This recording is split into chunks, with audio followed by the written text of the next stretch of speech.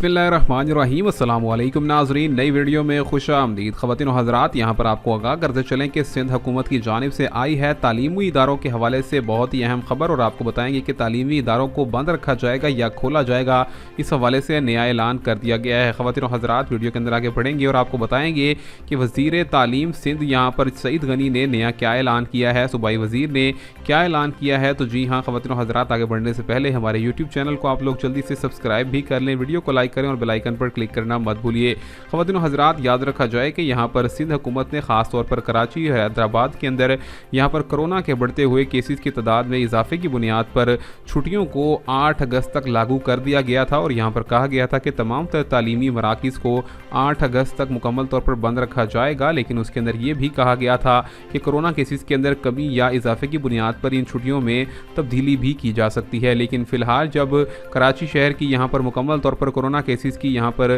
نیا گراف دیکھا گیا ہے، تو اس حوالے سے یہی کہا جا رہا ہے کہ 8 اگست تک تو مکمل طور پر تعلیمی ادارے کسی بھی طور پر نہیں کھولے جائیں گے، جبکہ اس کے بعد بھی یہاں پر مکمل طور پر نیا اجلاس بیٹھے گا اور کرونا کی مزید صورتحال کو دیکھے گا، اور اس کے بعد مزید تعطیلات کا اعلان بھی کیا جا سکتا ہے۔ خواتین و حضرات، یہاں پر بتاتے رہیں کہ فی الوقت جو امتحانات ہیں ان کو یہاں پر 8 اگست کے بعد فوری طور پر لیا جائے گا، لیکن